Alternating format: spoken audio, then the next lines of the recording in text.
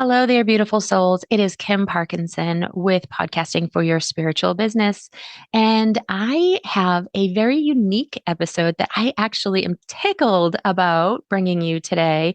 This is the last episode of 2025, and I have had several people write in and ask some questions about previous episodes. And so I thought, you know what? I am so excited about this. I'm going to share this. I think this is great information because if they have questions, I bet you might have questions too. So the first one is a person that reached out to me. They were talking about the October episodes where we talked about guesting. And they said that their show was not growing because they had guests on, but the guests were not sharing. How can I make the guests share? So here's a few factors here. One, did you have some kind of agreement where the guest would share? And is that really enforceable? Do you really feel like that is enforceable? And this is really kind of almost a moot point because realistically, in this day and age, guests usually don't share. I hate to say that. And I know that I have had on some amazing guests that have shared, but usually guests just don't share. And that isn't anything to be reflective of you. It might not fit into their social media, or perhaps they just don't know how to share it, right? Was your guest also a podcaster? If they are not a podcaster, they really have no idea how to share a podcast. In most cases, there are definitely some out there that are more user savvy about that. But if they are just somebody that you might know and maybe doesn't have a lot of social media presence, then asking them to share is probably going to be moot anyway. They're not going to be sharing to their social media. They may not share to a newsletter because they may not have one. If you want them to share, it's important that you pick guests that have a podcast and understand the value of sharing about another podcast. But even still, with that information behind you, that actually is probably still not going to happen. They very rarely will share a lot. And it's not, they're just busy. Their lives are busy. Your lives are busy. You have to create the assets for them to make it really easy for them to share. So that would be, whether that's a quote graphic or whether or not that be a reel or something for them to share in their newsletter, whatever it might be.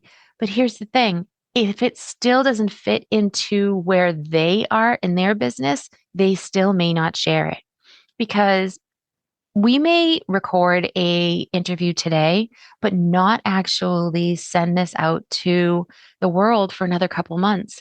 And by that time, whatever it is that they were talking about may be over. And so they don't see the value in it.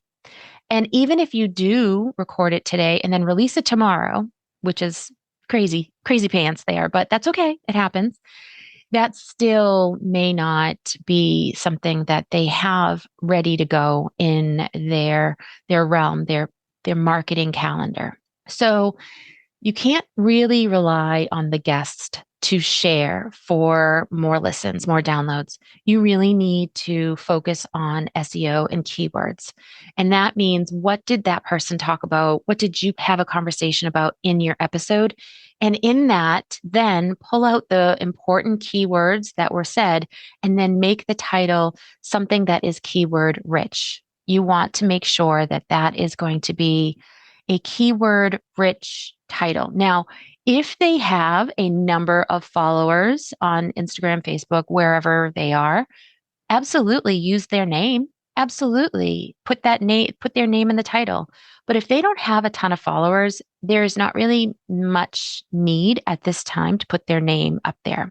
If they have a tendency if they go viral later on, you can always change the title. Always go back and change the title to make sure that their name is there and can be found that way then. But no need to use it now. Use more keywords now that are going to be found today, not found tomorrow. And next, I received a couple of questions from a client of mine, Bertina. Bertina's podcast is Spiritual Sanctuary, Wisdom for the Divine Feminine. And she releases an episode about weekly, thereabouts. And I really highly suggest that you go and give her a listen and a like and a follow. So here are some questions that Bertina had sent to me in regards to the episode from December 9th, which is 038 Sustainable Podcast Planning for Spiritual Women Entrepreneurs. This was actually just a 12-minute episode, but she had 4 questions that she wanted answered based on that. So I thought, I obviously did not fill that out enough or did not express that enough. And so here are some of the answers that she had, or some of the questions she had asked, and some of the answers that I have for you guys. What does an intro and outro consist of? I'm actually just going to read it from exactly the answer that I answered her because she sent it to me in a email, but I'm going to just read the email as I said it. So for intros and outros, I always recommend keeping intros really short and to the point. A good intro is usually just a quick welcome, a few seconds about who you are and what you do, the name of the podcast, and maybe a quick mention of what you're talking about that day. Think around 30 seconds. A lot of podcasters still have older canned intros that are a minute or two long with music on both ends, and we're really seeing that listeners are skipping right past those. People want to get to the content quickly, so there's no need to overdo it. And I stand by this. Right now, the attention span of humans are so short. It's so crazy that I really feel like you just need to get right into the meat of it. You really need to get right into whatever it is that you're talking about. And that is super important. So if you have an intro with the music at the beginning and the music like fading in, then I would highly consider removing that and just doing one organically. Now, you don't have to, but this is just a suggestion here. And then for the outros, I like having these pre-recorded. The main reason is that it is very easy to forget your call to action when you're wrapping up an episode. A simple outro leads you to thank listeners, remind them to subscribe, and share how they can reach you or find you online. Some listeners may skip the outro, and that's okay, but it's really helpful for anyone who wants to connect with you or take that next step. I think that is an important piece to note here because I'm really not amazingly good at always reminding you that I have something coming up, something to sell. And so having that outro in there is kind of call to action in case I forget. Like for instance, I have not told you that my new activation opens next month and there'll be a new activation every month. You can join the 28-day podcast growth activation anytime. And that is going to start January 5th, but it will happen every month on the first week of the month. And you'll be able to find out more information about that in the show notes. You can go to kpcreativemedia.com/activation to find out more. Now, I probably would not have remembered to tell you that, but my outro is still going to finish that for me. It may not say that particular thing. I think my outro specifically asks you to join the newsletter if you want to. And while that's amazing too, certainly go ahead and join the newsletter if you want. It is just kind of like a fallback on, I definitely have a call to action in every single episode, even if it is in the outro. Now, again, it should organically be in there, but if you find that you can't or you forgot or whatnot, you at least have the outro there. But as far as that intro, definitely just keep that short, sweet, to the point, and make it your own every single time because it's just a different vibe. I don't put the music at the beginning. I just get going. And so that's an important piece there. Now, in the new year, you're going to notice that I'm going to have some little redirects for the intro. And it's going to be just like a little bit of a pattern interrupt, I guess is what they call it. And these are going to be little mini testimonials for clients of mine to introduce their podcast to you guys. And that's going to be a little 30-second slot right before. Wait for that to happen because I feel like it's such a great feature and underutilized in the world. All right. So Bertina's second question is, should it be pre-recorded or should it be live? All right. So this is my answer that I said to her back, or I wrote back to her. For my actual podcast, I always pre-record. I don't do live podcast episodes. If I go live, that's usually something separate, like a quick live inside of a Facebook group, which I do have a Facebook group, by the way. If you would like to find that Facebook group, you can go ahead to kpcreativemedia.com/Facebook group, and you will get right to that group and you can join.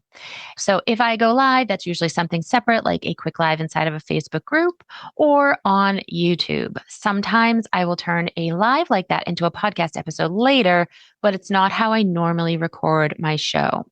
Pre-recording works better for me because I can batch record and stay a few episodes ahead. That way, if I get sick or life gets busy, I already have episodes ready to go. Having a few episodes in the bank takes a lot of pressure off and makes the process much more sustainable, especially when life starts lifing. This is so true, right? We really need to keep aware, especially now that the winter is here in the Northern Hemisphere. We need to keep aware of whether or not we're going to get laryngitis, a common cold. We're just going to be busy. And so pre recording just makes life a little bit easier. And also, I don't know about you guys, but I do some editing. I don't record straight on through. And so sometimes I have to go look something up. Or I have to say, you know what, that doesn't sound right. I have to re record that part. And you just can't do that live. So I always pre record. Is there anything wrong with doing it live? No, not at all. If you are one of those type of people that are that coordinated that you can do that live, do it live. That's fine.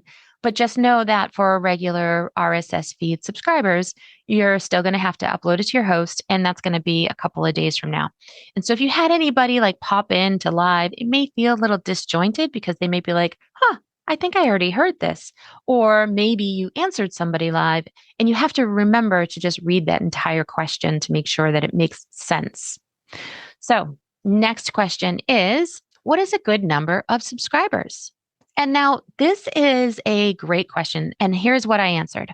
So this is such a common question. And the truth is, I don't focus too much on subscriber numbers alone. Podcasting doesn't really give us a clear way to see exactly how many subscribers we have. So most of the time, those numbers are just estimates. What I pay much more attention to is how each episode grows over time. I look at how many downloads an episode has after 7 days, 30 days, 60 days, and even 90 days. If I see growth at those points, even if it's small, that tells me that episode is being discovered and doing what it's meant to do. One early benchmark I like to use is aiming for around 100 downloads per episode after 30 days. That's per episode, not the whole podcast. And that doesn't always happen right away or even quickly. If an episode isn't seeing traction after about 30 days, it's often a sign that something like the title may need a small tweak to help new listeners find it. And that's such an important piece too, right? If your listeners are not finding it, it is absolutely okay to change the title. You're not going to interfere with anybody that has already found it or has already listened to it. You're just going to find new listeners. Changing the title 30 days out, 60 days out, 90 days out, 180 to 3 years out is never going to be an issue. It's just going to be found by more people. So go ahead and do that. And as far as subscribers, yeah, you don't have to have 100,000 subscribers for your podcast. You just have to have the right people to find your podcast. That is the most important piece. If you have 100,000 people, but they're not the right people to actually walk into your programs, then that's not going to be a good fit. You want to make sure that you find the right people to listen to your podcast. That could be 10, that could be 50, that could be 122. But whatever it is, it's going to be the right people. And that's who you are aiming your podcast for. That's what those keywords are looking for. Who is using the keywords? And those people are who are finding your podcast. And then the last question is, when or how should you look for sponsorship? And this is, again, a great question. And we're going to dive into this a little bit more in 2026 in January. But right now, I want to give you a brief overview of what I answer to Bertina. So that is, I wouldn't rush sponsorships, but it's also possible to have one early on.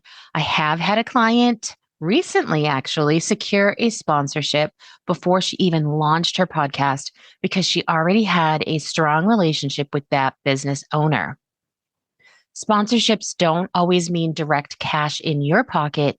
If someone is paying for your hosting platform, buying you a microphone, covering editing software, or helping with any of the costs of running your podcast, that still counts as a sponsorship. It may not be money in your account, but it absolutely reduces your expenses, and that is really what matters.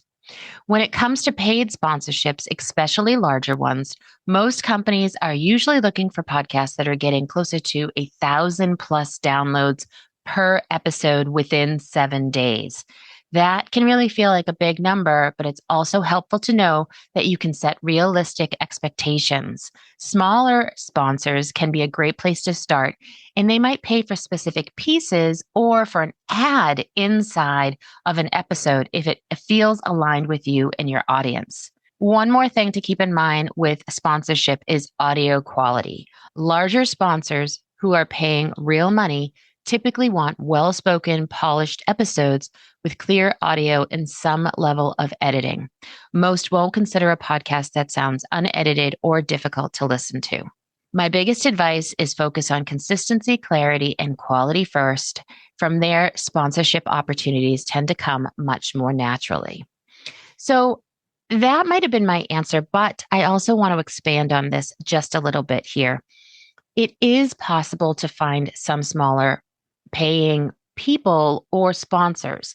If you were to go into Patreon, for example, or buymeacoffee.com, those people that give you money towards your podcast are sponsors. Now, you can also charge people to put ads into your podcast, whether that is a host read ad or an ad that they provide for you. That can be a sponsorship. There are multiple different ways to add some type of a revenue stream to your podcast.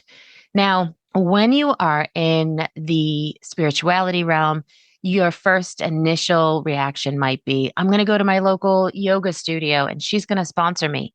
And while, yeah, that could work, that absolutely could be something that you could do.